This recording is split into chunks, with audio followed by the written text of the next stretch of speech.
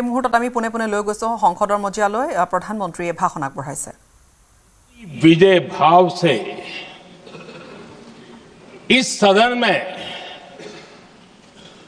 भारत का पक्ष रखने के लिए खड़ा हुआ।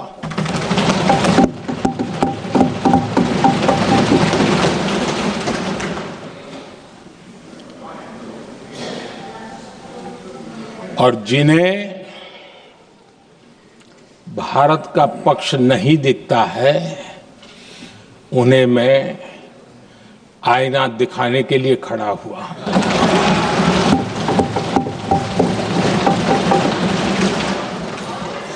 आदरणीय अध्यक्ष जी,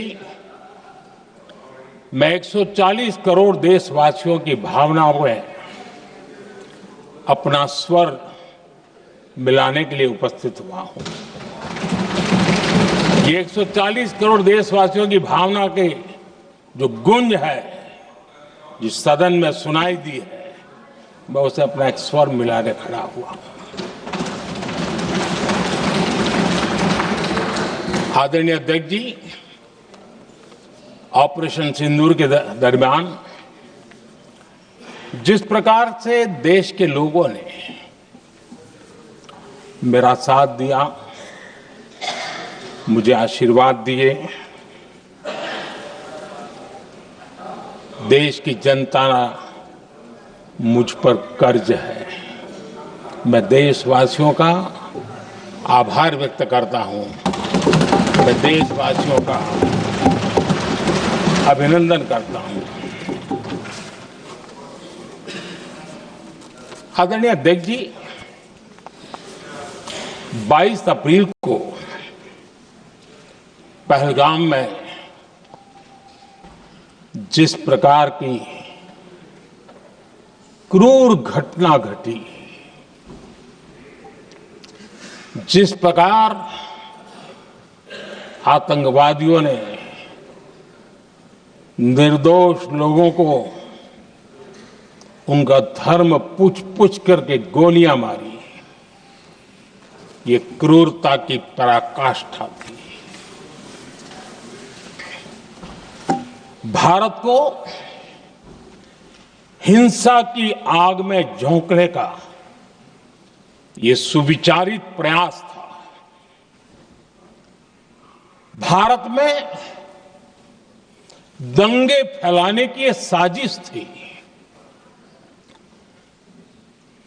मैं आज देशवासियों का धन्यवाद करता हूं कि देश ने एकता के साथ उस साजिश को नाकाम कर दिया।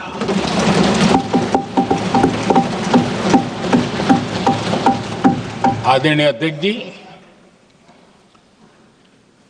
22 अप्रैल के बाद मैंने एक सार्वजनिक रूप से और विश्व को समझ में आए इसलिए कुछ अंग्रेजी में भी वाक्यों का प्रयोग किया था और मैंने कहा था ये हमारा संकल्प है, हम आतंकियों को मिट्टी में मिला देंगे।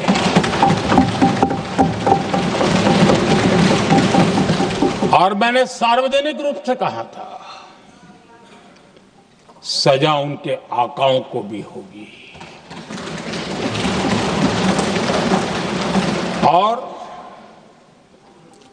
कल्पना से भी बड़ी सजा मिलेगी।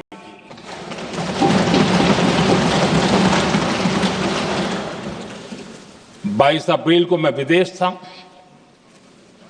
मैं तुरंत लौट के आया और आने के तुरंत बाद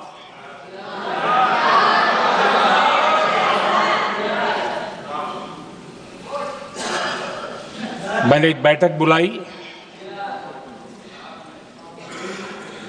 और उस बैठक में हमने साफ साफ निर्देश दिए कि आतंकवाद को करारा जवाब देना होगा और ये हमारा राष्ट्रीय संकल्प है। आदरणीय अध्यक्ष जी, हमें हमारे सैन्य बलों की क्षमता पर पूरा विश्वास है, पूरा भरोसा है उनकी क्षमता पर, उनके सामर्थ्य पर, उनके साहस पर। सेना को कार्रवाई की खुली छूट दे दी गई और यह भी कहा गया कि सेना तय करें कब, कहां, कैसे, किस प्रकार से। ये सारी बातें उस मीटिंग में साफ साफ कह दी गई और कुछ बातें उसमें से मीडिया में शायद रिपोर्ट भी हुई है।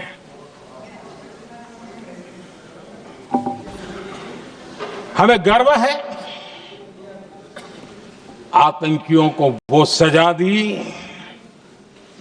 और सजा ऐसी है कि आज भी आतंक के उन आकाओं की नींद उड़ी हुई है।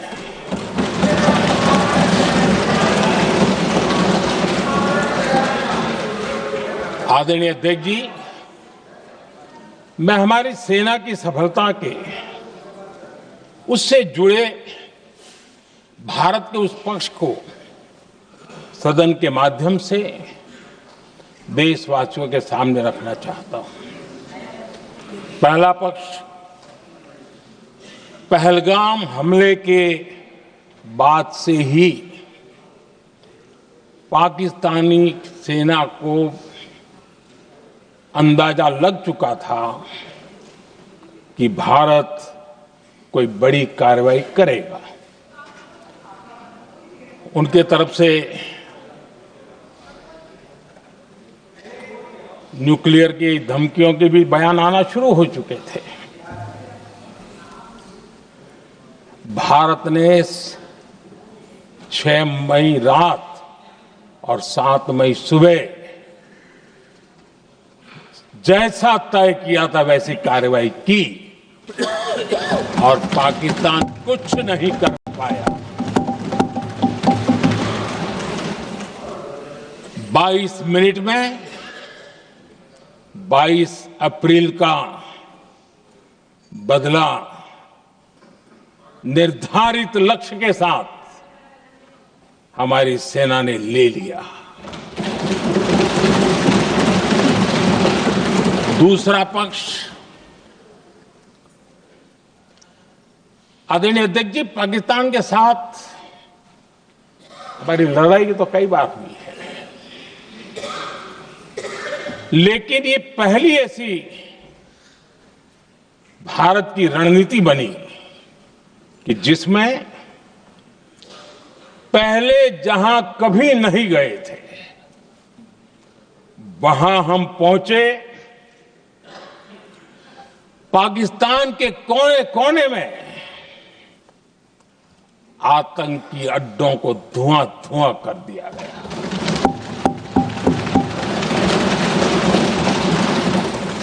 आतंक के गढ़ कोई सोच नहीं सकता कि वहां तक कोई जा सकता है। बहावलपुर और मुर्ग के उसको भी जमीन दोस्त कर दिया गया। आदरणीय अध्यक्ष जी, हमारे सेनाओं ने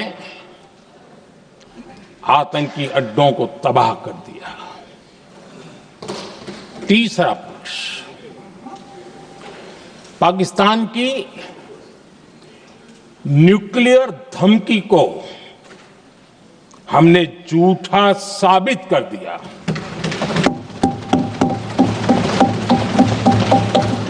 भारत ने सिद्ध कर दिया कि न्यूक्लियर ब्लैकमेलिंग अब नहीं चलेगा और न ही ये न्यूक्लियर ब्लैकमेलिंग के सामने भारत झुकेगा। आदरणीय अध्यक्ष जी, चौथा पक्ष, भारत ने दिखाई अपनी तकनीकी क्षमता। पाकिस्तान के सीने पर सटीक प्रहार किया। पाकिस्तान के एयरबेस एसेट्स को भारी नुकसान हुआ और आज तक उनके कई एयरबेस आईसीयू में पड़े हैं। आज टेक्नोलॉजी आधारित युद्ध का युग है। ऑपरेशन सिंदूर इस महारत में भी सफल सिद्ध हुआ है।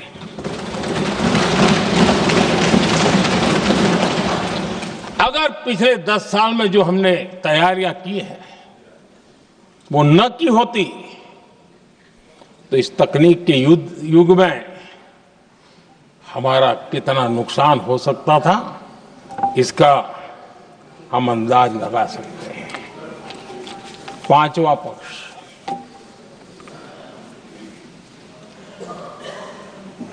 ऑपरेशन सिंदूर के दरमियान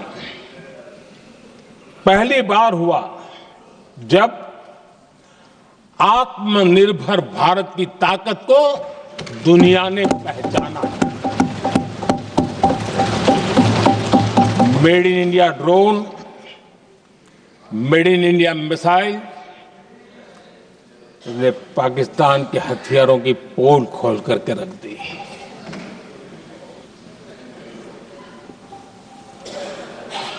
आदरणीय अध्यक्ष जी, और भी एक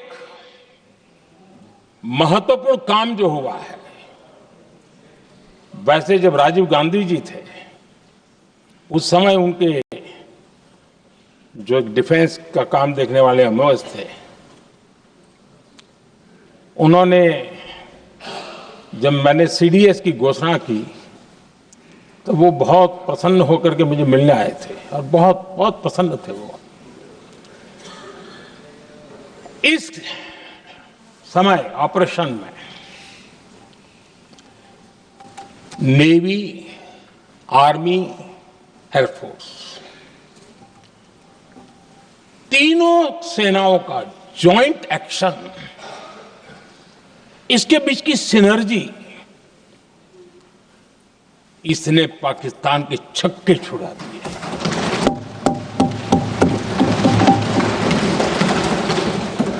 आदरणीय अध्यक्ष जी, आतंक की घटनाएं पहले भी देश में होती थी, लेकिन पहले आतंकवादियों के मास्टरमाइंड निश्चिंत होते थे और वो आगे की तैयारी में लगे रहते थे, उनको पता था कुछ नहीं होगा। लेकिन अब स्थिति बदल गई है। अब हमले के बाद मास्टरमाइंड को नींद नहीं आती। उनको पता है कि भारत आएगा और मार के जाएगा।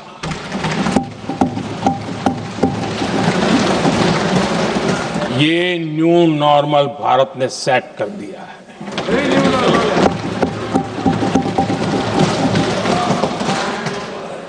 आदरणीय अध्यक्ष जी, दुनिया ने देख लिया कि हमारी कार्यवाही का दायरा कितना बड़ा, स्केल कितना बड़ा। सिंदूर से लेकर के सिंधु तक पाकिस्तान पर कार्रवाई की है। ऑपरेशन सिंदूर ने तय कर दिया कि भारत में आतंकी हमले की उसके आकाओं को और पाकिस्तान को भारी कीमत चुकानी पड़ेगी।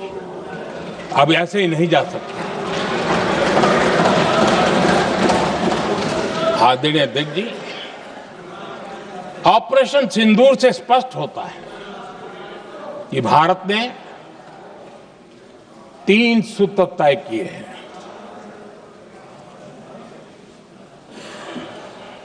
अगर भारत पर आतंकी हमला हुआ तो हम अपने तरीके से, अपनी शर्तों पर, अपने समय पर जवाब दे करके रहेंगे।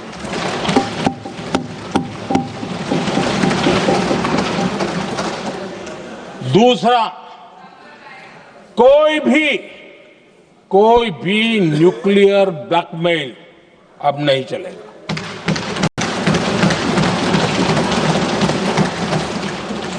और तीसरा, हम आतंक की सरपरस्त सरकार और आतंक के आकाओं उनको अलग अलग नहीं देखेंगे। आदरणीय अध्यक्ष जी,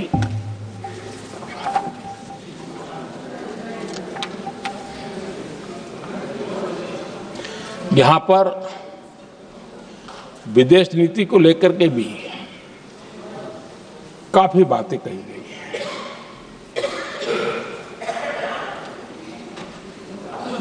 दुनिया के समर्थन को लेकर के भी काफी बातें कही गई हैं। मैं आज सदन में कुछ बातें पूरी स्पष्टता से कह रहा हूं। दुनिया में किसी भी देश ने भारत को अपनी सुरक्षा में कार्रवाई करने से रोका नहीं है।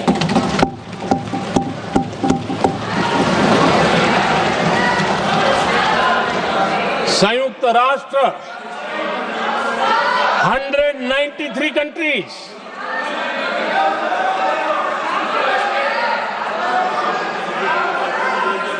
सिर्फ 3 देश 193 कंट्री में सिर्फ 3 देश ऑपरेशन सिंदूर के दौरान पाकिस्तान के समर्थन में बयान दिया था। Only 3 countries. क्वाड हो, ब्रिक्स हो, फ्रांस, रूस, जर्मनी, कोई भी देश का नाम ले लीजिए, तमाम देश दुनिया भर से भारत को समर्थन मिला है।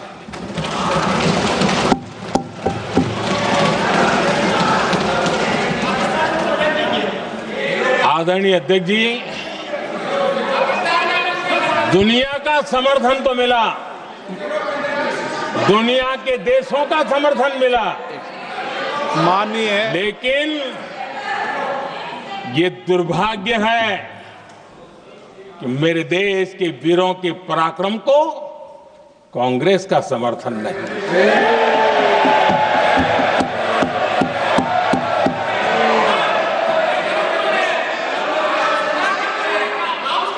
22 अप्रैल के बाद, 22 अप्रैल के आतंकी हमले के बाद 3-4 दिन में ही ये उछल रहे थे और कहना शुरू कर दिया, कहां गई 56 इंच की छाती, कहां खो गया मोदी, मोदी तो फेल हो गया। क्या मजा ले रहे थे, उनको लगता है वाह बाजी मार ली। उनको पहलगाम के निर्दोष लोगों की हत्या में भी वो अपनी राजनीति तराशते थे।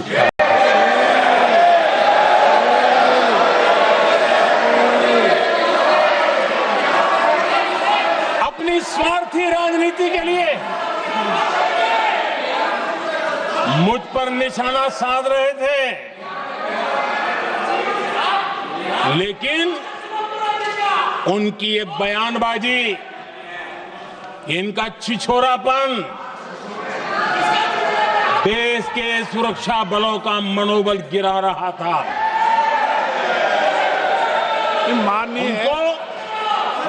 माननीय प्रतिपक्ष के नेता, 1 मिनट, प्रतिपक्ष के नेता आपकी बात अपने ध्यान से सुनिए।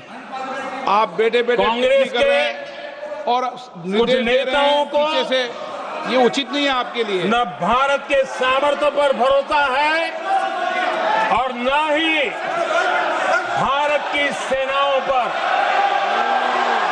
इसलिए वो लगातार ऑपरेशन सिंदूर पर सवाल उठा रहे हैं। ऐसा करके आप लोग मीडिया में हेडलाइंस तो ले सकते हैं, लेकिन देशवासियों के दिलों में जगह नहीं बना सकते।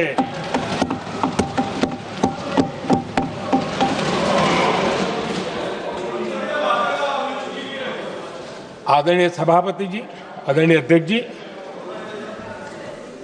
10 मई को भारत ने ऑपरेशन सिंदूर के तहत हो रहे एक्शन को रोकने की घोषणा की।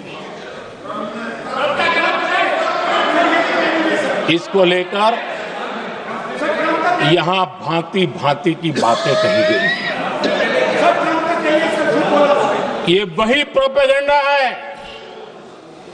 जो सीमा पार से फैलाया गया है।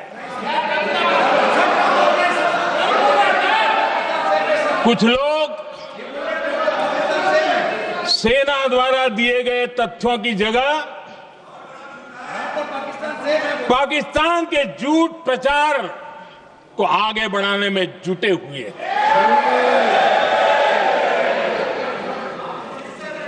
जबकि भारत का रुख हमेशा स्पष्ट रहा है। आदरणीय अध्यक्ष जी, कुछ चीजें मैं जरा स्मरण भी कराना चाहता हूं। जब सर्जिकल स्ट्राइक हुआ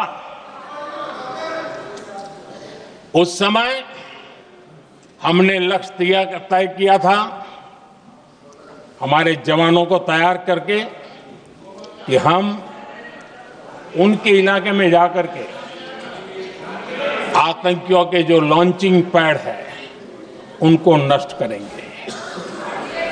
और सर्जिकल स्ट्राइक, एक रात के उस ऑपरेशन में हमारे लोग सूर्योदय होते होते काम पूरा करके वापस आए।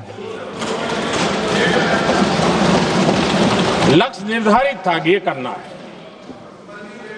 जब बालाकोट एयर स्ट्राइक किया तो हमारा लक्ष्य तय था कि आतंकियों के जो ट्रेनिंग सेंटर्स है इस बार हम उसको तबाह करेंगे, और हमने वो भी करके दिखाया। ऑपरेशन सिंदूर के समय हमारा लक्ष्य तय था, और हमारा लक्ष्य था कि आतंक के जो एपी सेंटर है और पहलगाम के आतंकियों को जहां से पुरजोश योजना बनी, ट्रेनिंग मिली, व्यवस्था मिली, उस पर हमला करेंगे।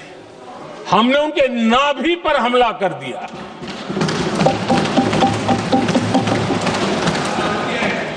जहां पहलगाम के आतंकियों का रिक्रूटमेंट हुआ, ट्रेनिंग होती थी, फंडिंग होता था, उन्हें टेक्निकल सपोर्ट मिलता था, शस्त्र सरंजाम मिलता था, उस जगह को आइडेंटिफाई किया और हमने सटीक तरीके से ऑपरेशन सिंदूर के तहत आतंकियों की नाभि पे प्रहार कर दिया। और आदरणीय अध्यक्ष जी, इस बार भी हमारी सेना ने 100% लक्ष्यों को हासिल करके देश के सामर्थ्य का परिचय किया।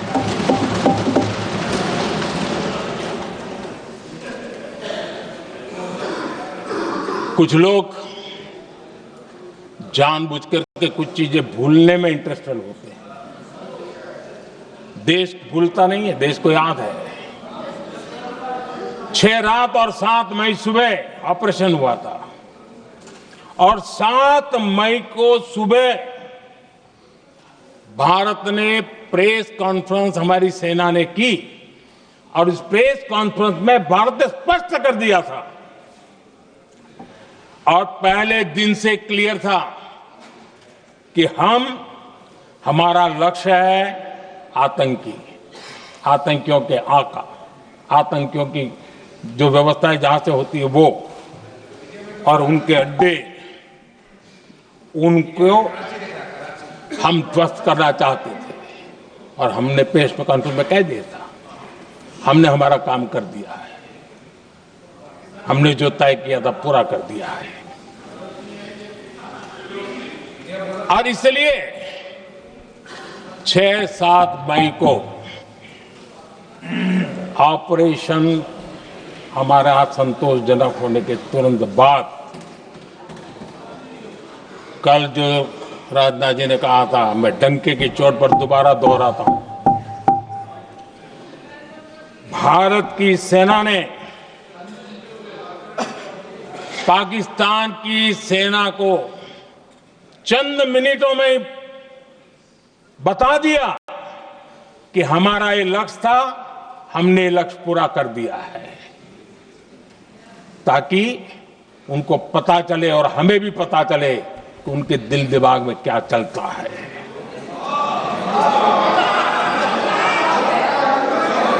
हमने अपना लक्ष्य 100% हासिल कर लिया था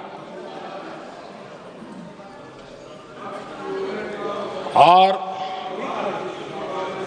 पाकिस्तान में समझदारी होती तो आतंकियों के साथ खुलेआम खड़े रहने की गलती न करता।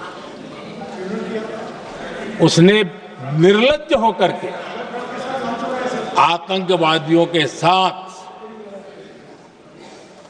खड़े रहने का फैसला किया। हम पूरी तरह तैयार थे, हम भी मौके की तलाश में थे, लेकिन हमने दुनिया को बताया था कि हमारा लक्ष्य आतंकवाद है, आतंकवादी आका है, आतंकवादी ठिकाने हैं, वो हमने पूरा कर दिया। लेकिन जब पाकिस्तान ने आतंकियों की मदद में आने का फैसला किया और मैदान में उतरने की हरकत की, तो भारत की सेना ने सालों तक याद रह जाए ऐसा करारा जवाब दे करके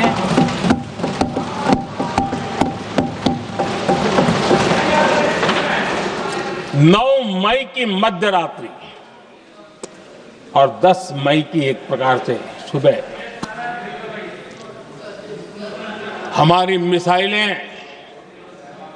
उन्होंने पाकिस्तान के हर कोने में प्रचंड प्रहार किया, जिसकी पाकिस्तान ने कभी कल्पना नहीं की थी और पाकिस्तान को घुटनों पर आने के लिए मजबूर कर दिया।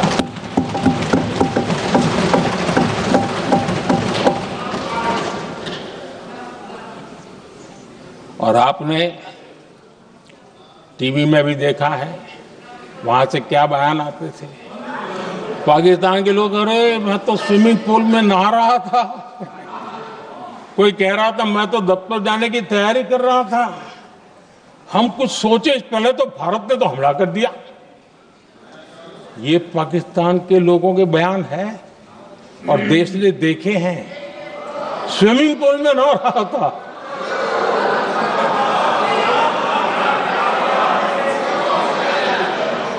और जब इतना कड़ा प्रहार हुआ, पाकिस्तान ने कभी सोचा तक नहीं था, तब जाकर के पाकिस्तान ने फोन करके डीजीएमओ के सामने फोन करके गुहार लगाई, बस करो, बहुत मारा, अब ज्यादा मार झेलने की ताकत नहीं है, प्लीज हमला रोक दो। ये पाकिस्तान के डीजीएमओ का फोन था। और भारत ने तो पहले दिन ही कह दिया था, 7 तारीख सुबह की प्रेस देख लीजिए, कि हमने हमारा लक्ष्य पूरा कर दिया है। अगर आप कुछ करोगे तो महंगा पड़ेगा। और आप धीरे ऐसे कैसे चलता है? प्लीज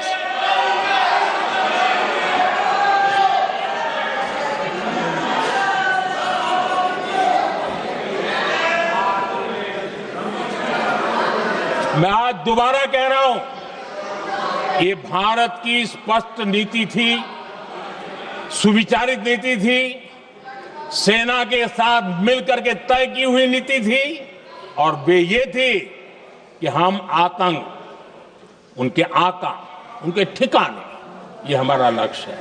और हमने कहा, पहले दिन प्रेस कॉन्फ्रेंस में कहा है कि हमारा एक्शन नॉन एक्सीलेटरी है।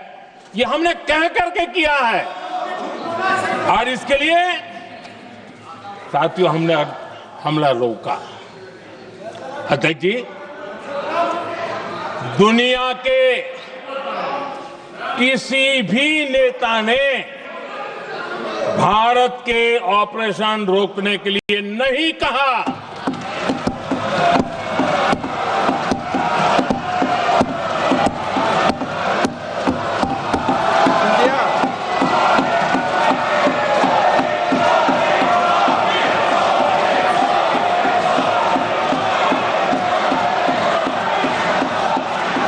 उसी दौरान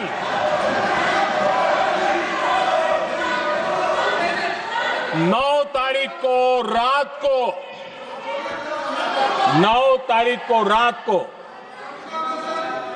अमेरिका के उपराष्ट्रपति जी ने मुझसे बात करने का प्रयास किया। वो घंटे भर कोशिश कर रहे थे, लेकिन मेरी सेना के साथ मीटिंग चल रही थी, तो मैंने उनका फोन उठा नहीं पाया। बाद में मैंने उनको कॉल बैक किया। मैंने कहा कि आपका फोन था, 3-4 बार आपका फोन आ गया, क्या है? तो अमेरिका के उपराष्ट्रपति जी ने मुझे फोन पे बताया कि पाकिस्तान बहुत बड़ा हमला करने वाला है। ये उन्होंने मुझे बताया। मेरा जो जवाब था, जिनको समझ नहीं आता है उनको तो नहीं आएगा,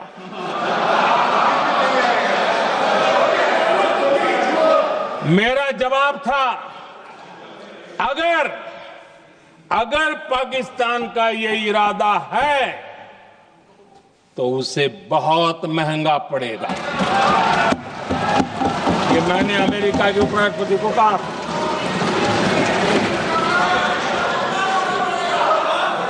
अगर पाकिस्तान हमला करेगा तो हम बड़ा हमला कर करके जवाब देंगे। ये मेरा जवाब था। और आगे मेरा एक वाक्य था, मैंने कहा था, हम गोली का जवाब गोले से देंगे। ये 9 तारीख रात की बात है और 9 रात में और 10 सुबह हमने पाकिस्तान को, सैन्य शक्ति को तहस नहस कर दिया था। और यही हमारा जवाब था, यही हमारा जज्बा था। और आज पाकिस्तान भी भली भांति जान गया है कि भारत का हर जवाब पहले से ज्यादा तगड़ा होता है।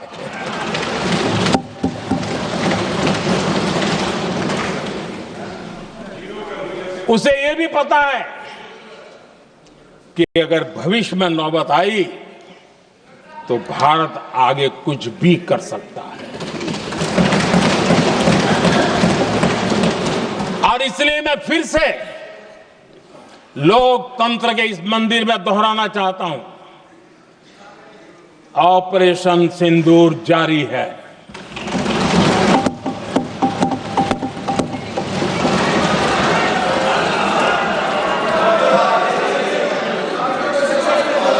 पाकिस्तान ने दुस्साहस की अगर कल्पना की तो उसे करारा जवाब दिया जाएगा।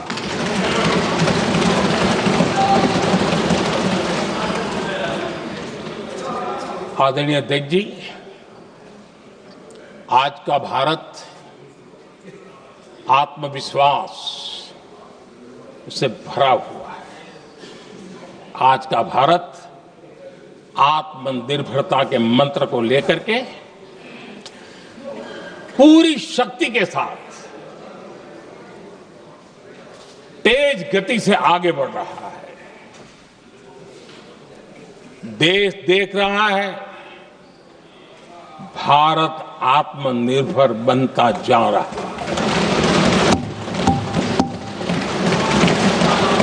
लेकिन देश ये भी देख रहा है कि एक तरफ तो भारत आत्मनिर्भरता की ओर तेज गति से आगे बढ़ रहा है, लेकिन कांग्रेस मुद्दों के लिए पाकिस्तान पर निर्भर होती जा रही है।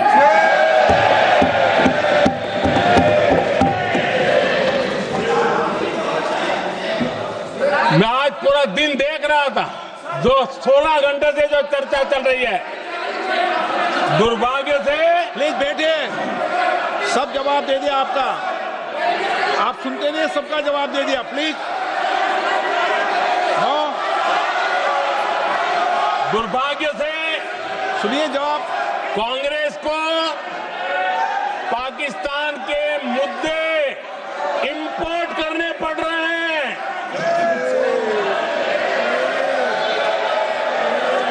आदरणीय अध्यक्ष जी, आज के वॉरफेयर में इंफॉर्मेशन और नैरेटिव्स की प्लीज बैठिए। बहुत बड़ी भूमिका है। नैरेटिव घड़ करके, एआई का भी भरपूर उपयोग करके सेनाओं के मनोबल को कमजोर करने के खेल भी खेले जाते हैं। जनता के अंदर अविश्वास पैदा करने के भी भरपूर प्रयास होते हैं। दुर्भाग्य से कांग्रेस और उसके सहयोगी पाकिस्तान के ऐसे ही प्रपंच के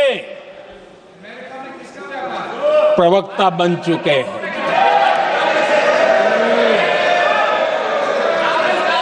आदरणीय अध्यक्ष जी, देश की सेना ने, आदरणीय अध्यक्ष जी, ये तरीका है देश की सेना ने, बैठिए बैठिए, देश की सेना ने सर्जिकल स्ट्राइक की।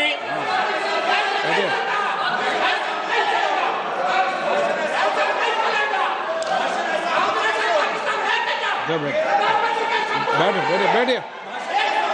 आदरणीय अध्यक्ष जी, देश की सेना ने सफलतापूर्वक सर्जिकल स्ट्राइक की तो तुरंत कांग्रेस वालों ने सेना से सबूत मांगे थे,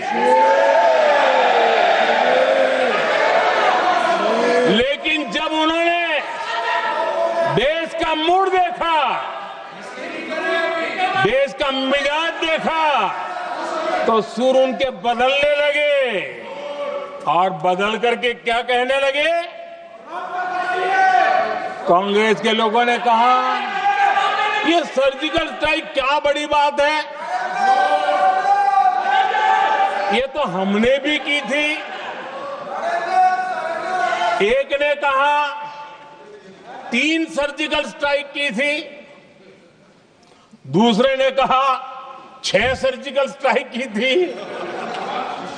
तीसरे ने कहा 15 सर्जिकल स्ट्राइक की थी। जितना बड़ा नेता उतना बड़ा आंकड़ा चल रहा था।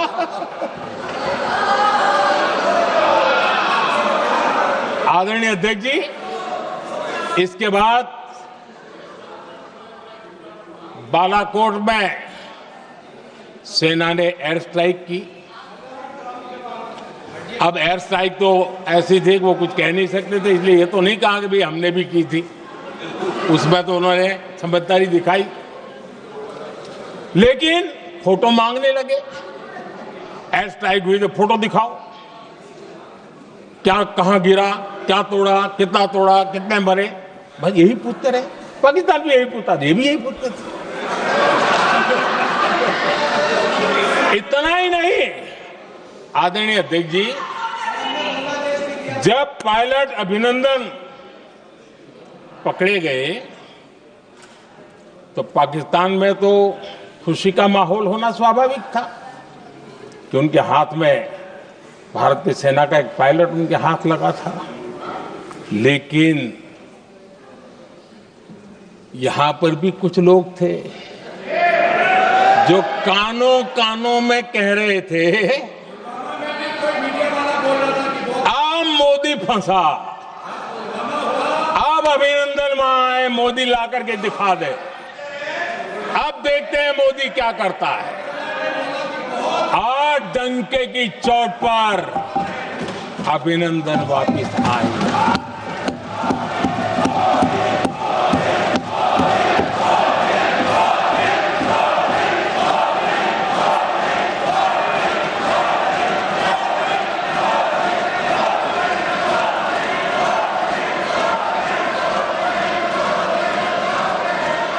अभिनंदन को ले आए, इनकी बोलती बंद हो गई।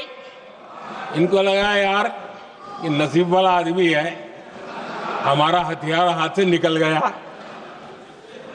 आदरणीय अध्यक्ष जी, पहलगाम हमले के बाद हमारा बीएसएफ का एक जवान पाकिस्तान के कब्जे में गया, तो फिर इनको लगा वाह, बड़ा मुद्दा हाथ में आ गया है, अब मोदी फंस जाएगा। अब तो मोदी की फजीयत जरूर होगी। और उनकी इकोसिस्टम ने सोशल मीडिया में बहुत सारी कथाएं वायरल की कि एक बीएसएफ के जवान का क्या होगा, उसके परिवार का क्या होगा, ये वापस आएगा, कब आएगा, कैसे आएगा, न जाने क्या क्या चला दिया। आदरणीय अध्यक्ष जी, बीएसएफ का वो जवान भी आन बान शान के साथ वापस आया।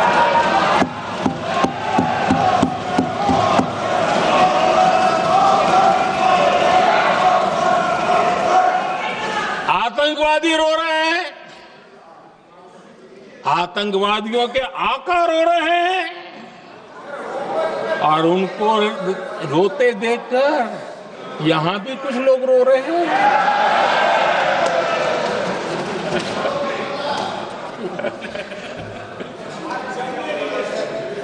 अब देखिए, सर्जिकल स्ट्राइक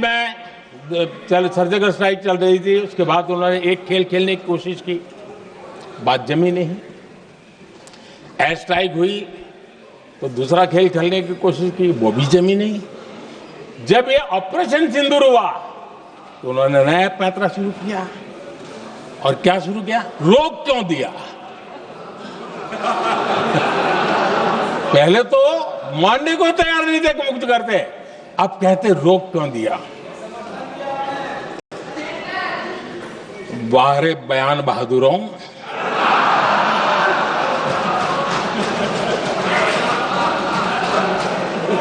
आपको विरोध का कोई न कोई बहाना चाहिए, और इसलिए सिर्फ मैं नहीं, पूरा देश आप पर हंस रहा है।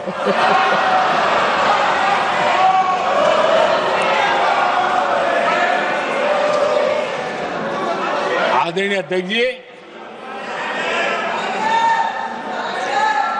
सेना का विरोध, सेना के प्रति एक पता नहीं नेगेटिविटी, ये कांग्रेस का पुराना रवैया रहा है। देश ने अभी अभी करगिल विजय दिवस मनाया। लेकिन देश पूरी तरह जानता है कि उनके कार्यकाल में और आज तक करगिल के विजय को कांग्रेस ने अपनाया नहीं है।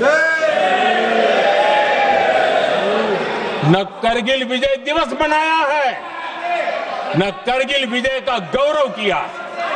इतिहास साक्षी है। देखिए, जब डोकलाम में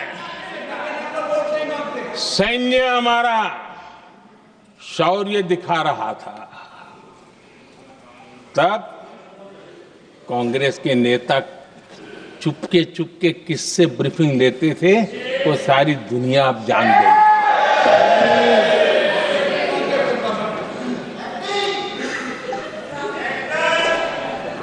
आप निकाल दीजिए पाकिस्तान के सारे बयान और यहां हमारा विरोध करने वाले लोगों के बयान, फुल स्टॉप कॉमा के साथ एक है।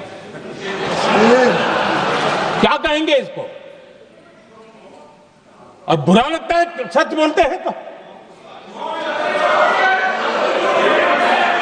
पाकिस्तान के साथ सुर में सुर मिला दिया जाता है।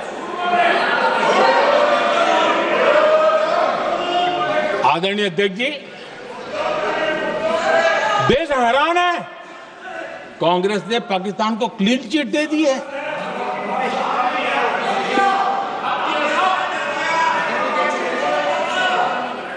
उनकी ये हिम्मत, और इनकी आदत जाती नहीं है, ये हिम्मत कि पहलगाम के आतंकी पाकिस्तानी थे, इसका सबूत दो।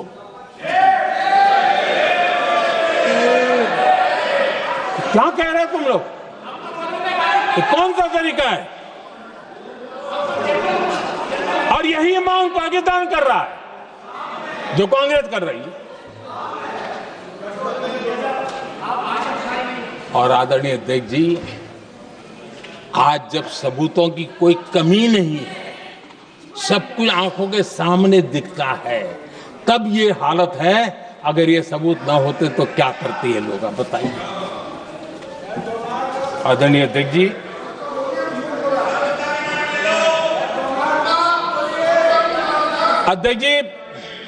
ऑपरेशन सिंदूर के एक पार्ट की तरफ तो चर्चा भी बहुत होती है, ध्यान भी जाता है, लेकिन देश के लिए कुछ गौरव की क्षणें होती हैं, ताकत के परिचय होता है, उसकी तरफ भी ध्यान जाना बहुत आकर्षित है।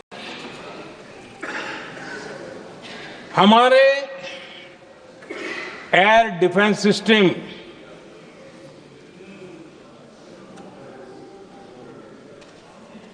दुनिया में इसकी चर्चा है। हमारे एयर डिफेंस सिस्टम ने पाकिस्तान की मिसाइल और ड्रोन्स उसको तिनके की तरफ बिखेर दिया था।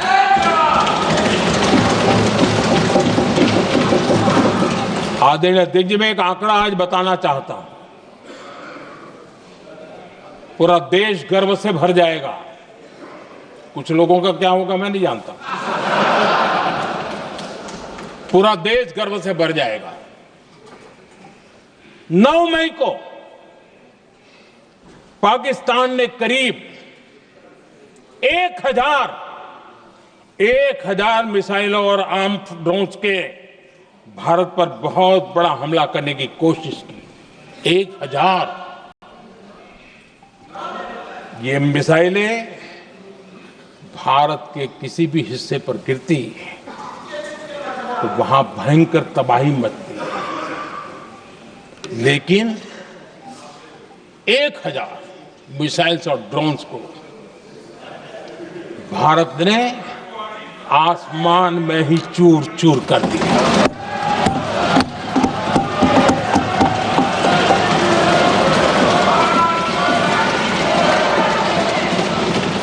हर देशवासी को इससे गर्व हो रहा, लेकिन जैसे कांग्रेस के लोग इंतजार कर रहे थे, कुछ तो गड़बड़ होगी यार, मोदी मरेगा, कहीं तो फंसेगा।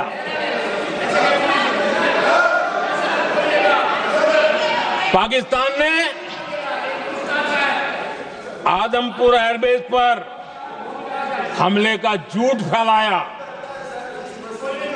उस झूठ को बेचने की भरपूर कोशिश की, पूरी ताकत दी लगा दी। मैं अगले ही दिन आदमपुर पहुंचा और खुद जाकर के उनके झूठ को मैंने बेनकाब कर दिया। तब जाकर के उनको अकल ठिकाने लगी कि अब ये झूठ चलने वाला नहीं है।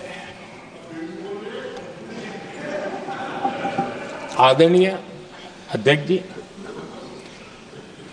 जो हमारे छोटे दलों के साथी हैं, जो राजनीति में नए हैं, उनको कभी शासन में रहने का अवसर नहीं मिला, उनसे कुछ बातें निकलती मैं समझ सकता हूं। लेकिन कांग्रेस पार्टी ने इस देश में लंबे समय तक राज किया है, उसको शासन की व्यवस्थाओं का पूरा पता है, उन चीजों से वो निकले हुए लोग हैं, उनके लिए शासन व्यवस्था क्या होती इसकी समझ पूरी है, अनुभव है उनके पास। उसके बाद भी विदेश मंत्रालय तुरंत जवाब दे, उसको स्वीकारना नहीं। विदेश मंत्री जवाब दे, इंटरव्यू दे, बार बार बोले, उसको स्वीकारना नहीं। गृह मंत्री बोले, रक्षा मंत्री बोले, किसी पर भरोसा नहीं। जिसने इतने सालों तक राज किया, उनको देश की व्यवस्थाओं पर अगर भरोसा नहीं है, तब शक उठता है कि क्या हालत हो गई है इनकी। आदरणीय अध्यक्ष जी, अब कांग्रेस का भरोसा पाकिस्तान के रिमोट कंट्रोल से बनता है और बदलता है।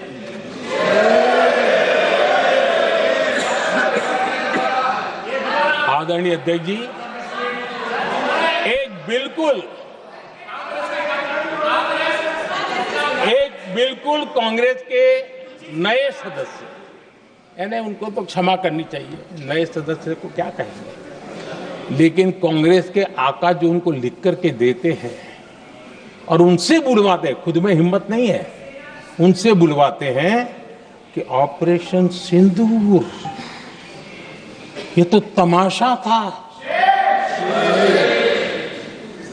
ये आतंकवादियों ने जिन 26 लोगों को मौत के घाट उतारा था ना, उस भयंकर क्रूर घटना पर ये तेजाब छिड़कने वाला पाप है। तमाशा कहते हो? आपकी असहमति हो सकती है, और ये कांग्रेस के नेता बुलवाते हैं।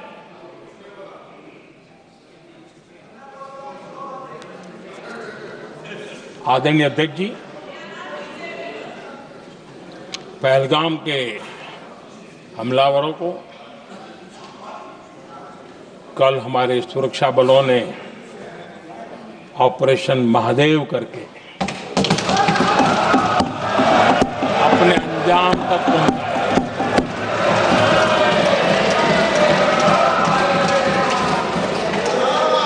लेकिन मैं हैरान हूं कि यहां ठहाके लगा के पूछा गया कि आखिर ये कल ही क्यों हुआ।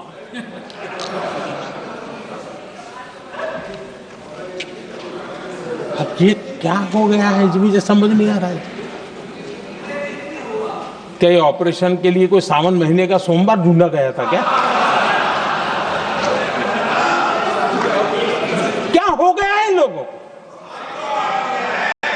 हताशा, निराशा इस हद तक।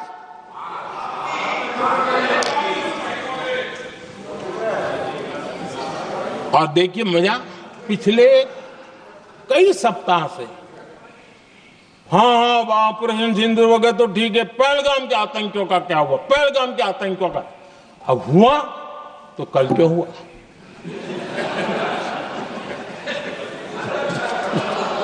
और कल ही क्यों हुआ?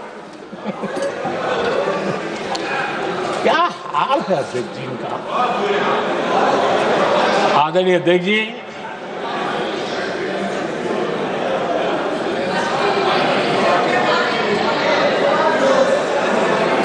आदरणीय अध्यक्ष जी,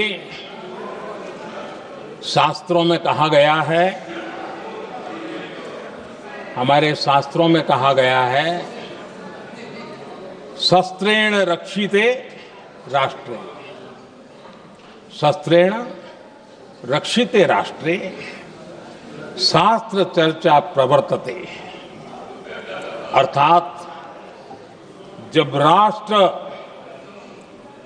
शस्त्र से सुरक्षित होते हैं तभी वहां शास्त्र की, ज्ञान की चर्चाएं जन्म ले पाती है। जब सीमा पर सेनाएं मजबूत होती हैं तभी लोकतंत्र प्रखर होता है। आदरणीय अध्यक्ष जी, ऑपरेशन सिंदूर बीते दशक में भारत की सेना के सशक्तिकरण का एक साक्षात प्रमाण है। ऐसे ही नहीं हुआ है। कांग्रेस के शासन के दौरान सेनाओं को आत्मनिर्भर बनाने के संबंध में सोचा तक नहीं जाता था। आज भी आत्मनिर्भर शब्द की मजाक उड़ाई जाती है। वैसे वो महात्मा गांधी से आया हुआ है, लेकिन आज भी मजाक उड़ाई जाती है। हर रक्षा सौदे में कांग्रेस अपने मौके खोजती रहती थी।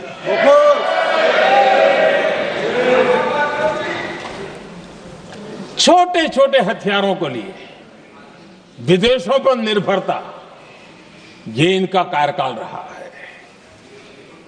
Bullet proof jacket, night vision camera तक नहीं होते थे। और लंबा लिस्ट है, जीप से शुरू होता है, बफोर, हेलीकॉप्टर, हर चीज के साथ घोटाला जुड़ा हुआ है।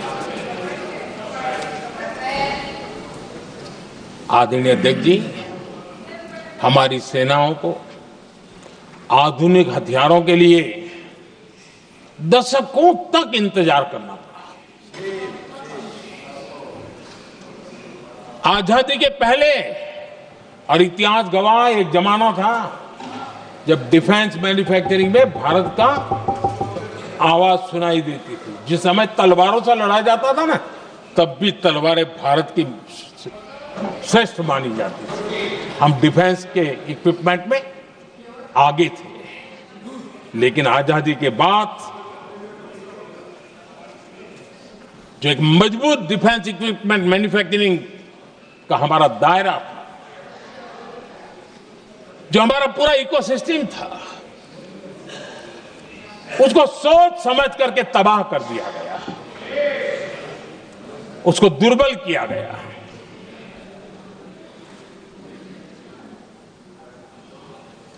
रिसर्च और मैन्युफैक्चरिंग के लिए रास्ते बंद कर दिए गए।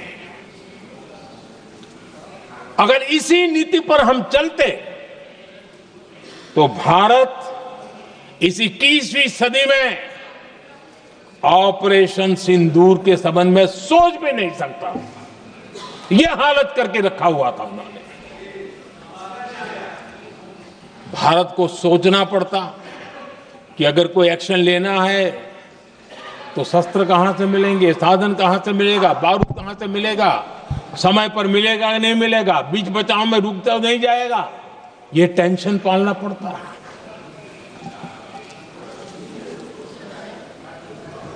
आदरणीय अध्यक्ष जी, बीते एक दशक में मेक इन इंडिया हथियार सेना को मिले, उन्होंने इस ऑपरेशन में बहुत निर्णायक भूमिका निभाई।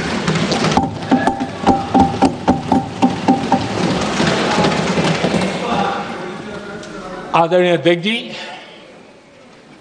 एक दशक पहले भारत के लोगों ने संकल्प लिया, हमारा देश सशक्त, आत्मनिर्भर और आधुनिक राष्ट्र बने। रक्षा, सुरक्षा, हर क्षेत्र में बदलाव के लिए एक के बाद एक ठोस कदम उठाए गए, सीरीज ऑफ रिफॉर्म्स किए गए और देश में सेना में जो रिफॉर्म्स हुए हैं, जो आजादी के बाद पहली बार हुए। चीफ ऑफ डिफेंस स्टाफ की नियुक्ति, ये विचार कोई नया नहीं था, दुनिया में प्रयोग भी चलते हैं, भारत में निर्णय नहीं होते थे। हमने, ये बहुत बड़ा रिफॉर्म था, हमने किया और बहुत ही, मैं हमारी तीनों सेनाओं का अभिनंदन करता हूं कि इस व्यवस्था को उन्होंने दिल से सहयोग किया है, दिल से स्वीकार किया है। सबसे बड़ी ताकत ज्वाइंटनेस और इंटीग्रेशन की इस समय नेवी हो, एयरफोर्स हो, आर्मी हो, ये इंटीग्रेशन और ज्वाइंटनेस ने हमारी ताकत को अनेक गुना बढ़ा दिया और उसका परिणाम भी हमें नजर में आया है, ये हमने करके दिखा है। सरकार की जो डिफेंस प्रोडक्शन की कंपनियां थी, उसमें हमने रिफॉर्म किए। शुरुआत में वहां पर आग लगाना, आंदोलन करवाना, हड़तालें करवाने के खेल चल रहे थे, अभी भी बंद नहीं हुए हैं, लेकिन देश हित को सर्वोपरि मान करके उन डिफेंस इंडस्ट्री के हमारे जो लोग थे सरकारी व्यवस्था में, उन्होंने इसको मन से लिया, रिफॉर्म को स्वीकार किया और वो भी आज बहुत प्रोडक्टिव बन गए। इतना ही नहीं, हमने प्राइवेट सेक्टर के लिए भी डिफेंस के दरवाजे खोल दिए हैं और आज भारत का प्राइवेट सेक्टर आगे आ रहा है। आज स्टार्टअप्स डिफेंस के क्षेत्र में हमारे 27-30 साल के नौजवान, टियर 2, टियर 3 सिटी के नौजवान, कई कुछ जगह तो बेटियां स्टार्टअप का नेतृत्व कर रही है। डिफेंस के सेक्टर में सैकड़ों की तादाद में आज स्टार्टअप काम कर रहे हैं। ड्रोन्स, एक प्रकार से मैं कह सकता हूं, ड्रोन्स की जितनी भी एक्टिविटी हमारे देश में हो रही है, शायद एवरेज 30-35 की उम्र होगी जो लोग कर रहे हैं, सारे लोग, और सैकड़ों की तादाद में कर रहे हैं। और उसका ताकत, क्योंकि इनका भी योगदान था इसमें, जिन्होंने इस प्रकार के प्रोडक्शन किए हैं, और वो हमें ऑपरेशन सिंदूर में बहुत काम आए। मैं उन सबके प्रयासों को बहुत साधुवाद करता हूं और मैं उनको विश्वास दिलाता हूं, आगे बढ़िए, अब देश रुकने वाला नहीं है। आदरणीय अध्यक्ष जी, डिफेंस सेक्टर में मेक इन इंडिया ये नारा नहीं था, हमने इसके लिए बजट पॉलिसी में जो परिवर्तन करना था, जो नए इनिशिएटिव ले रहे थे, वो नए इनिशिएटिव लिए। और सबसे बड़ी बात, क्लियर कट विजन के साथ हमने देश में make in India defence sector के अंदर तेज गति से हम आगे बढ़ रहे हैं। आदरणीय अध्यक्ष जी, एक दशक में डिफेंस का बजट लगभग पहले से 3 गुना हुआ है। डिफेंस प्रोडक्शन में करीब करीब 250% वृद्धि हुई है, 250% वृद्धि हुई है। 11 वर्षों में डिफेंस एक्सपोर्ट 30 गुना से भी ज्यादा बढ़ा है, 30 गुना से ज्यादा। डिफेंस एक्सपोर्ट आज दुनिया के करीब 100 देशों तक हम पहुंचे। और आदरणीय अध्यक्ष जी, कुछ चीजें ऐसी होती हैं जो इतिहास में बहुत बड़ा प्रभाव छोड़ती हैं। ऑपरेशन सिंदूर ने डिफेंस का जो मार्केट है उसमें भारत का झंडा गाड़ दिया है। भारत के हथियारों की डिमांड आज बढ़ती चली जा रही है, मांग बढ़ रही है। ये भारत में उद्योगों को भी बल देगी, एमएसएमई को बल देगी, हमारे नौजवानों को रोजगार देगी और हमारे नौजवान अपनी बनाई चीजों से दुनिया में अपनी ताकत का प्रदर्शन कर पाएंगे। ये आज दिख रहा है। मैं देख रहा हूं डिफेंस के क्षेत्र में जो आत्मनिर्भर भारत की दिशा में हम जो कदम उठा रहे हैं, मैं हैरान हूं। कुछ लोगों को आज भी तकलीफ हो रही है, जैसे उनका खजाना लूट गया। ये कौन सी मानसिकता है? देश को ऐसे लोगों को पहचानना होगा। आदरणीय अध्यक्ष जी, मैं स्पष्ट करना चाहता हूं, डिफेंस में भारत का आत्मनिर्भर होना ये आज की शस्त्रों की स्पर्धा में के काल में विश्व शांति के लिए भी जरूरी है।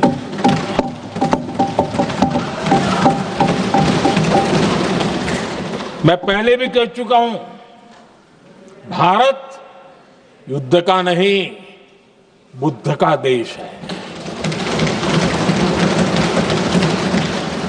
हम समृद्धि, शांति चाहते हैं, लेकिन हम ये कभी न भूले कि समृद्धि का और शांति का रास्ता शक्ति से ही गुजरता है।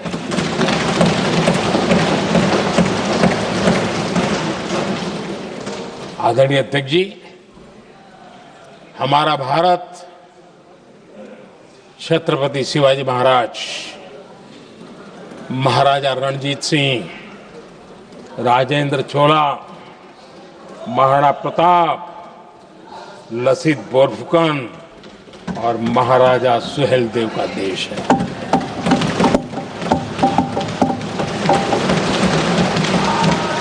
आदरणीय अध्यक्ष जी, हम विकास और शांति के लिए सामरिक सामर्थ्य पर भी फोकस करते हैं। आदरणीय अध्यक्ष जी, कांग्रेस के पास नेशनल सिक्योरिटी का विजन न पहले था और आज तो सवाल ही नहीं उठता है।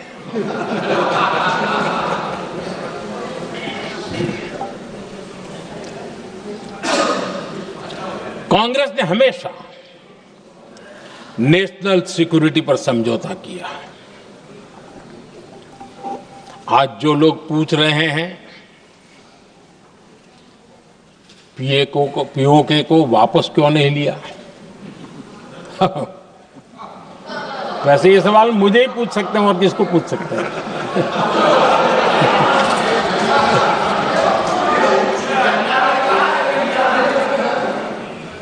लेकिन इसके पहले जवाब देना होगा पूछने वालों को। किसकी सरकार ने पीओके पर पाकिस्तान को कब्जा करने का अवसर दिया? जवाब साफ है, जवाब साफ है। जब भी मैं नेहरू जी की चर्चा करता हूं तो कांग्रेस और उसका पूरा इकोसिस्टम बिलबिला जाता है, पता नहीं क्या है। आदरणीय अध्यक्ष जी, हम एक शेर सुना करते थे, मुझे ज्यादा इसका ज्ञान तो नहीं है लेकिन सुनते थे।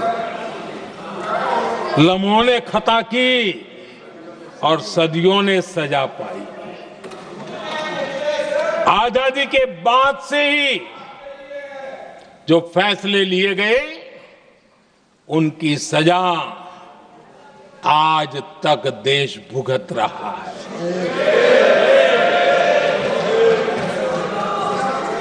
यहां बार बार एक बात का जिक्र हुआ और मैं फिर से करना चाहूंगा।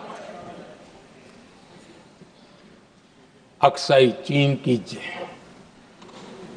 उस पूरे क्षेत्र को बंजर जमीन करार दिया गया, ये कह करके तो बंजर है। देश की 38,000 वर्ग किलोमीटर जमीन हमें खोनी पड़ी।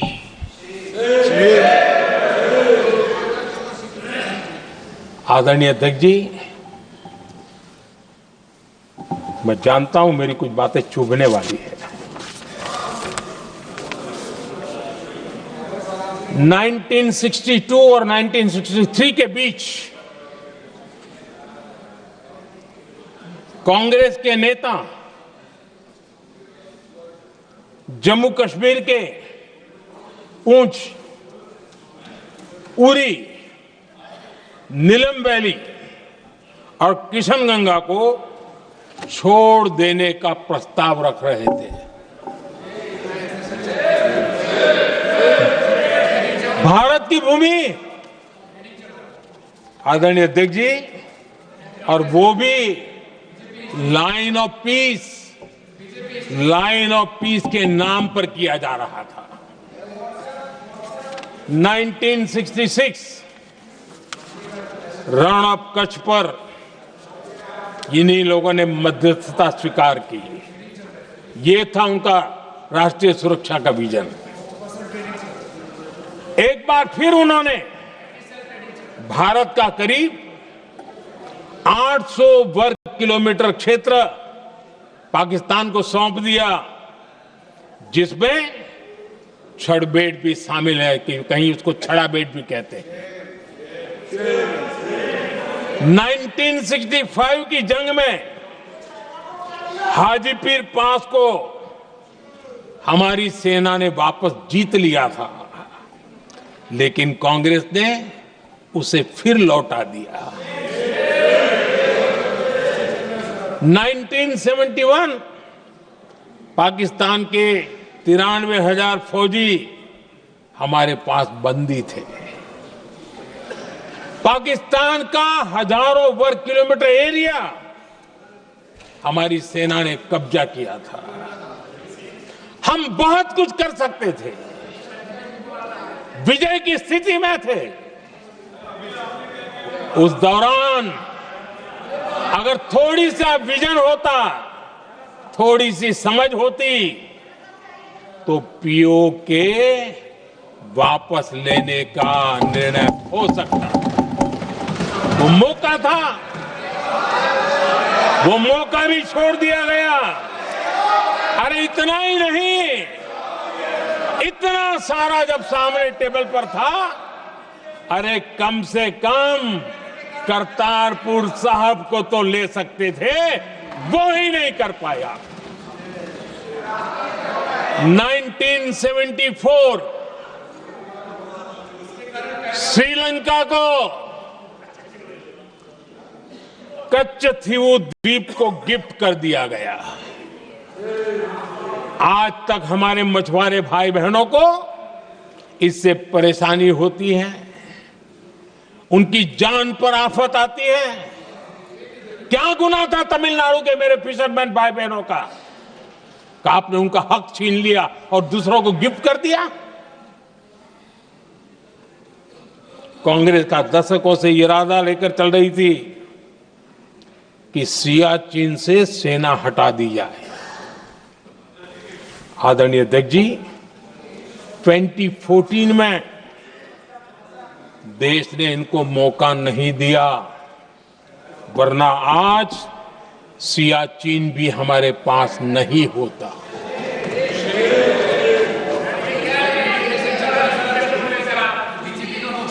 आदरणीय अध्यक्ष जी, आजकल कांग्रेस के जो लोग हमें डिप्लोमेसी का पाठ पढ़ा रहे हैं, मैं उन्हें उनकी डिप्लोमेसी याद दिलाना चाहता हूं, ताकि उनको भी कुछ याद रहे, पता चले। 26/11 जैसे भयंकर हमले के बाद बहुत बड़ा आतंकी हमला था। कांग्रेस का पाकिस्तान से प्रेम नहीं रुका। इतनी बड़ी घटना 26/11 की हुई थी। विदेशी दबाव में हमले के कुछ हफ्तों के भीतर ही कांग्रेस सरकार ने पाकिस्तान से बातचीत शुरू कर दी। आदरणीय अध्यक्ष जी, कांग्रेस सरकार ने 26/11 की इतनी बड़ी घटना के बाद भी एक भी डिप्लोमेट को भारत से बाहर निकालने की हिम्मत नहीं की।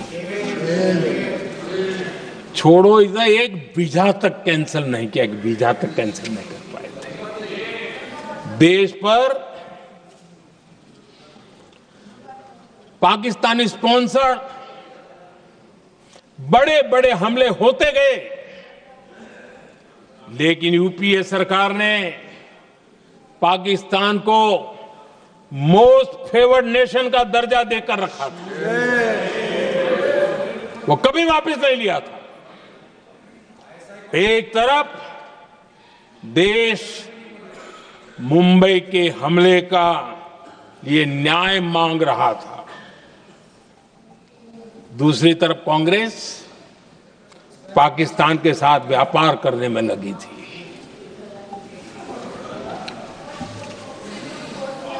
पाकिस्तान वहां से खून की होली खेलने वाले आतंकियों को भेजते रहे, और कांग्रेस यहां अमन की आश के मुशायरे किया करती थी। मुशायरे होते थे। हमने आतंकवाद और अमन की आस का ये वन वे ट्रैफिक बंद कर दिया।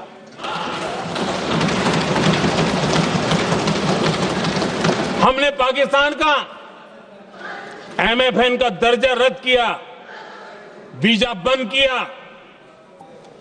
हमने अटारी वाघा बॉर्डर को बंद कर दिया। आदरणीय अध्यक्ष जी,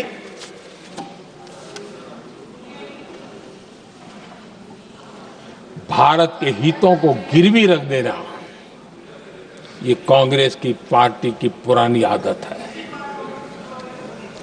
इसका सबसे बड़ा उदाहरण सिंधु जल समझौता है। सिंधु जल समझौता किसने किया? नेहरू जी ने किया। और मामला किससे जुड़ा था? भारत से निकलने वाली नदियां, हमारे यहां से निकली हुई नदियां, उसका वो पानी था। और वो नदियां हजारों साल से भारत की सांस्कृतिक विरासत रही है, भारत की चैतन्य शक्ति रही है। भारत को सुजलाम सुफलाम बनाने में उन नदियों का बहुत बड़ा योगदान रहा है। सिंधु नदी जो सदियों से भारत की पहचान हुआ करती थी, उसी से भारत जाना जाता था। लेकिन नेहरू जी और कांग्रेस ने सिंधु और झेलम जैसी नदियों पर विवाद के लिए पंचायत किसको दी? वर्ल्ड बैंक को दी। वर्ल्ड बैंक फैसला करे क्या कर रहा है? नदी हमारी, पानी हमारा।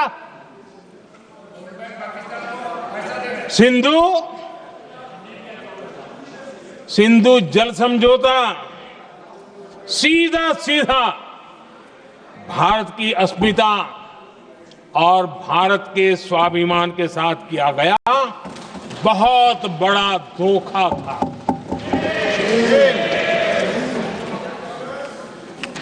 आदरणीय अध्यक्ष जी, आज के देश के युवा ये बात सुनते होंगे तो उनको भी आश्चर्य होगा कि ऐसे लोग थे हमारे देश का काम करते थे। नेहरू जी ने इस ट्रीटी करी और क्या किया? ये जो पानी था, जो नदियां थी, जो भारत से निकल रही थी, उन्होंने 80% पानी पाकिस्तान को देने के लिए वो राजी हो गए। और इतना बड़ा हिंदुस्तान, उसको सिर्फ 20% पानी। कोई मुझे समझाए भाई ये कौन सी बुद्धिमानी थी? कौन सा देश हित था? कौन सी डिप्लोमेसी थी? क्या हालत करके बना के रखा था आप लोगों ने। इतनी बड़ी आबादी वाला हमारा देश, हमारे यहां से निकलती हुई ये नदियां, और सिर्फ 20% पानी और 80% पानी उन्होंने उसको दिया जो देश खुलेआम भारत को अपना दुश्मन करार कर देता रहा है, दुश्मन कहता रहा। और ये पानी पर किसका हक था? हमारे देश के किसानों का, हमारे देश के नागरिकों का। हमारा पंजाब, हमारा जम्मू कश्मीर देश के एक बहुत बड़े हिस्से को इन्होंने पानी के संकट में धकेल दिया, इस एक कारण से। और राज्यों के भीतर भी पानी को लेकर के आपस में संघर्ष पैदा हुई है, प्रतिस्पर्धा पैदा हुई, और उनका जिस पर हक था उस पर पाकिस्तान मौज करता रहा। और ये दुनिया में अपनी डिप्लोमेसी के पाठ पढ़ाते रहते हैं। आदरणीय अध्यक्ष जी, अगर ये ट्रीटी न होती तो पश्चिमी नदियों पर कई बड़ी परियोजनाएं बनती। पंजाब, हरियाणा, राजस्थान और दिल्ली, वहां के किसानों को भरपूर पानी मिलता, पीने के पानी की कोई समस्या नहीं रहती।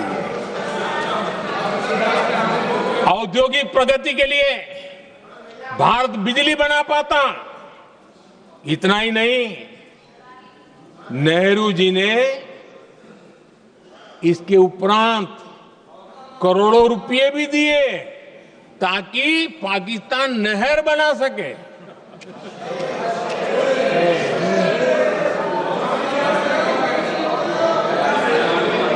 आदरणीय अध्यक्ष जी, इससे भी बड़ी बात, देश चौंक जाएगा। ये चीजें छिपाई गई है, दबा दी गई है। कहीं भी बांध बनता है तो उसमें एक मैकेनिज्म होता है उसकी सफाई का, डीसिल्टिंग का। उसमें जो मिट्टी भर जाती है, बाकी घास वगैरह आकर के भर जाता है, तो उसकी कैपेसिटी कम होती है, तो उसकी सफाई के लिए यानी इनबिल्ट व्यवस्था होती है। नेहरू जी ने पाकिस्तान के कहने पर यह शर्त स्वीकार की है कि इन बांध में जो मिट्टी आएगी, कूड़ा कचरा आएगा और बांध भर जाएगा, इसकी सफाई नहीं कर सकते, डीसिल्टिंग नहीं कर सकते हैं। बांध हमारे यहां, पानी हमारा, लेकिन निर्णय पाकिस्तान का कि आप डीसिल्टिंग नहीं कर सकते। इतना ही नहीं, जब इस बार मैं डिटेल में गया तो एक बांध तो ऐसा है कि जहां ये डीसिल्टिंग के लिए जो गेट होता है ना, उसको वेल्डिंग कर दिया गया है ताकि कोई गलती से भी खोल करके वो मिट्टी को निकाल ना दे।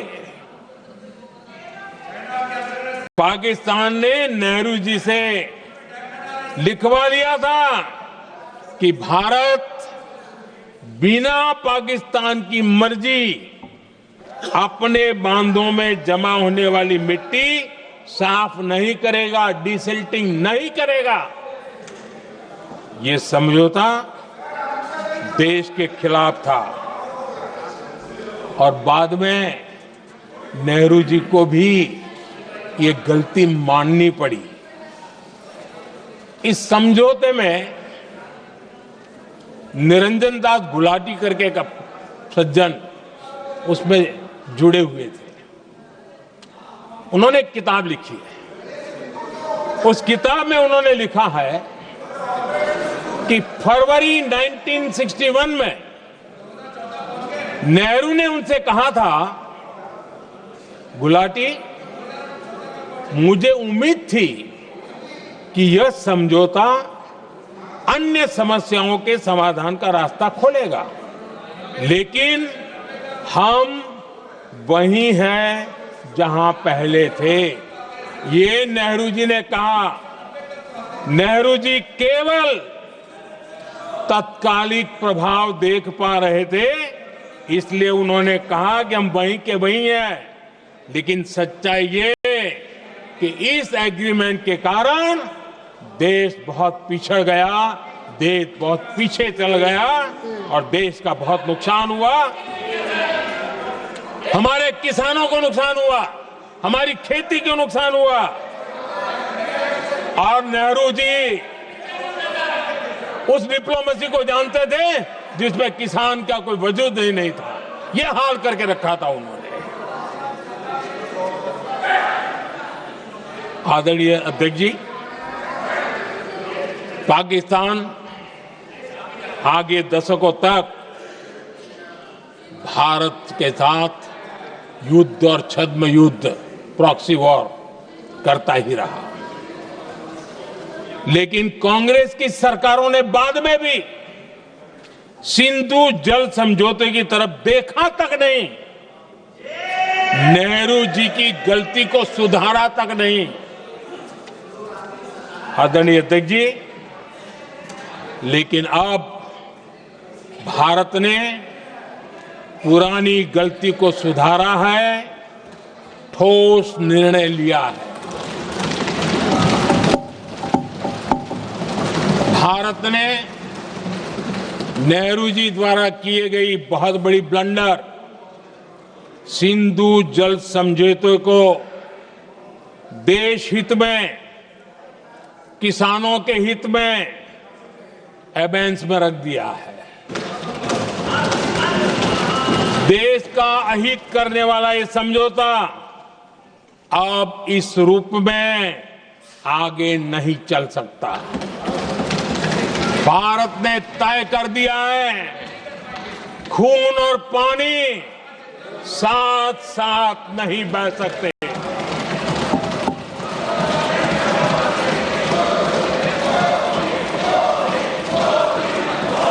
माननीय सदस्य, आप बहुत देर हो गई, आप उपनेता हैं, ये तरीका आप बैठे बैठे टोकते हैं।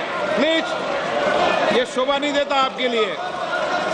बैठिए बैठिए बैठिए आदरणीय, शोभा नहीं देता आपका। अध्यक्ष जी, आप उपनेता, अपनी मर्यादा बना के रखें। चलिए बैठिए। वहां बैठे साथी आतंकवाद पर लंबी लंबी बातें करते हैं। जब ये सत्ता में था, जब इनको राज करने का अवसर मिला था, तब देश का हाल क्या है, क्या रहा था, वो आज भी देश भूला नहीं है। 2014 से पहले देश में असुरक्षा का जो माहौल था, अगर वो आज याद भी करे ना, तो लोग सिहर जाते हैं। आदरणीय अध्यक्ष जी, हम सबको याद है, जो नई पीढ़ी के बच्चे हैं उनको पता नहीं है, हम सबको पता है। हर जगह पर अनाउंसमेंट होता था, रेलवे स्टेशन पर जाओ, बस स्टैंड पर जाओ, एयरपोर्ट पर जाओ, बाजार में जाओ, मंदिर में जाओ, कहीं पर भी जाओ, जहां भी भीड़ होती है, कोई भी लावारिस चीज दिखे छूना मत, पुलिस को तुरंत जानकारी देना, वो बम हो सकता है। हम 2014 तक यही सुनते आए थे, ये हालात करके रखा था। देश के कोने कोने में यही हाल था। माहौल ये था कि जैसे कदम कदम पर बम बिछे हैं और खुद को ही नागरिकों ने बचाना है। उन्होंने हाथ ऊपर कर दिए, अनाउंस कर दिया। आदरणीय अध्यक्ष जी, कांग्रेस की कमजोर सरकारों के कारण देश को कितनी जानें गंवानी पड़ी, हमें अपनों को खोना पड़ा। आदरणीय अध्यक्ष जी, आतंकवाद पर लगाम लगाई जा सकती थी। हमारी सरकार ने 11 साल में ये करके दिखाया एक बहुत बड़ा सबूत है। 2004 से 14 के बीच जो आतंकी घटनाएं होती थी, उन घटनाओं में बहुत बड़ी कमी आई है। इसलिए देश भी जानना चाहता है, अगर हमारी सरकार आतंकवाद पर नकेल कस सकती है तो कांग्रेस सरकारों की ऐसी कौन सी मजबूरी थी कि आतंकवाद को फलने फूलने दिया। आदरणीय अध्यक्ष जी, कांग्रेस के राज में आतंकवाद अगर फला फूला है तो उसका एक बड़ा कारण इनकी तुष्टीकरण की राजनीति है, वोट बैंक की राजनीति है। जब दिल्ली में बाटला हाउस एनकाउंटर हुआ, कांग्रेस के एक बड़ी नेता के आंख में आंसू थे, आतंकवादी मारे गए इसके कारण। और वोट पाने के लिए इस बात को हिंदुस्तान के कोने कोने में पहुंचाया गया। आदरणीय अध्यक्ष जी, 2001 में देश की संसद पर हमला हुआ था। तब कांग्रेस के एक बड़े नेता ने अफजल गुरु को बेनिफिट ऑफ डाउट देने की बात कही थी। आदरणीय अध्यक्ष जी, मुंबई में 26/11 का इतना बड़ा आतंकी हमला हुआ, एक पाकिस्तानी आतंकी जिंदा पकड़ा गया। पाकिस्तान की मीडिया ने, दुनिया ने यह स्वीकार किया कि पाकिस्तानी है, लेकिन यहां कांग्रेस पार्टी इतना बड़ा पाकिस्तान का पाप, इतना बड़ा पाकिस्तानी आतंकी हमला, और ये क्या खेल खेल रहे थे? वोट बैंक की राजनीति के लिए क्या कर रहे थे? कांग्रेस पार्टी इसको भगवा आतंक सिद्ध करने में जुटी हुई है।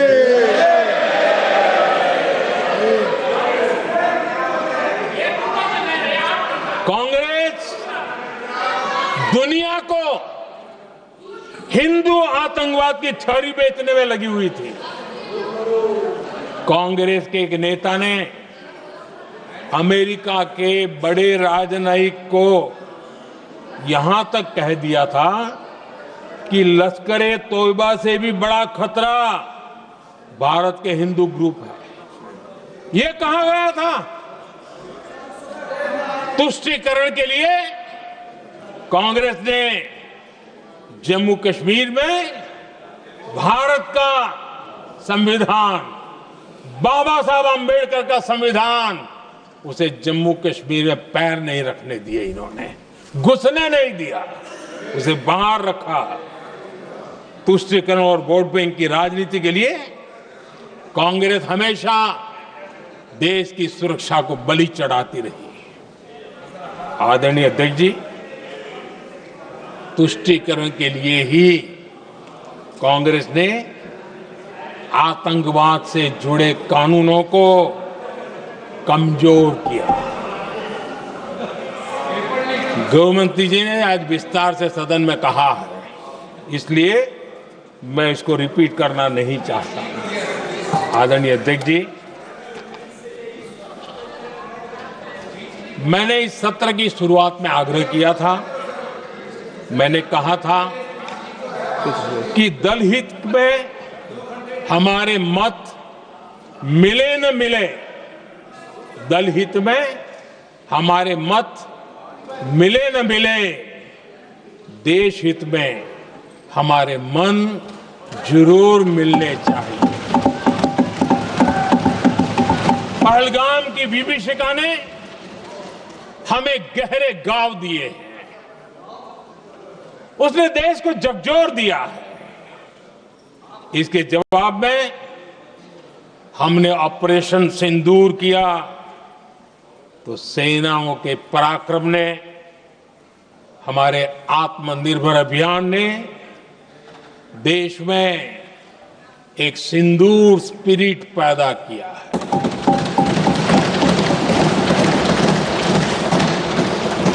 ये सिंदूर स्पिरिट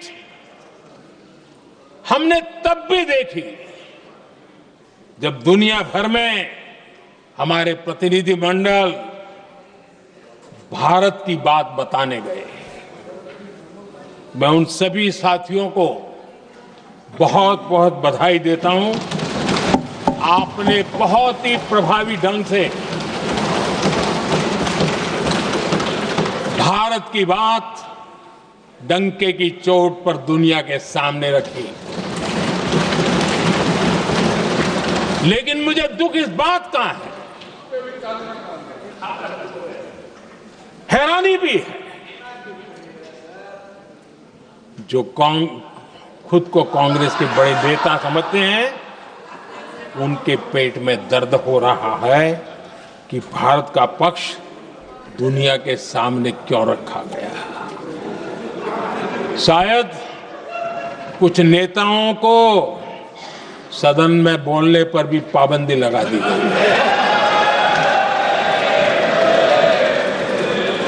आदरणीय अध्यक्ष जी, इस मानसिकता से बाहर निकलने की जरूरत है। कुछ पंक्तियां मेरे मन में आती हैं, मैं अपने भाव व्यक्त करना चाहता हूं।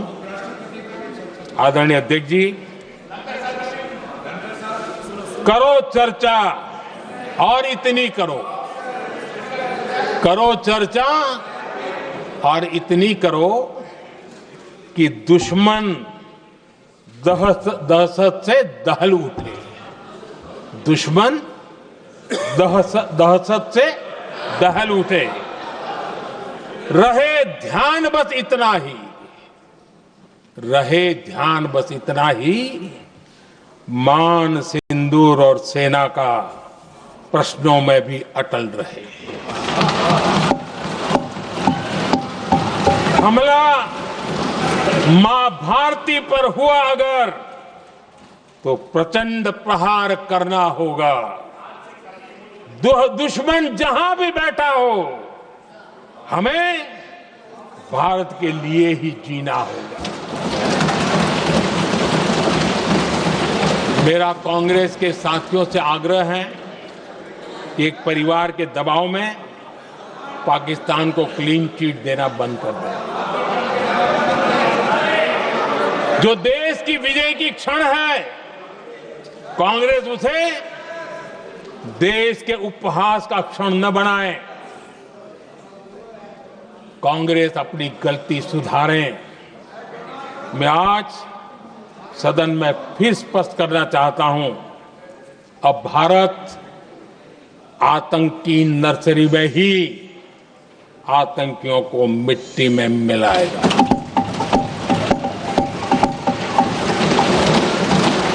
हम पाकिस्तान को भारत के भविष्य खेलने नहीं देंगे और इसलिए ऑपरेशन सिंदूर खत्म नहीं हुआ है, ऑपरेशन सिंदूर जारी है। और ये पाकिस्तान के लिए भी नोटिस है। वो जब तक भारत के खिलाफ आतंक का रास्ता रोकेगा नहीं, तब तक भारत एक्शन लेता रहेगा। भारत का भविष्य सुरक्षित और समृद्ध होगा, यही हमारा संकल्प है। इसी भाव के साथ मैं फिर से सभी सदस्यों को सार्थक चर्चा के लिए धन्यवाद देता हूं। और आदरणीय अध्यक्ष जी, मैंने भारत का पक्ष रखा है, भारत के लोगों की भावनाओं को व्यक्त किया है। मैं सदन का फिर से आभार व्यक्त करता हूं। बहुत बहुत धन्यवाद। এয়া সদনৰ পৰা পোনপটীয়া সম্প্ৰচাৰ আমি আগবঢ়ালোঁ অপাৰেশ্যন সিন্দুৰ সন্দৰ্ভত দেশৰ প্ৰধানমন্ত্ৰী নৰেন্দ্ৰ মোদীৰ সদনৰ মজিয়াত এয়া স্পষ্টীকৰণ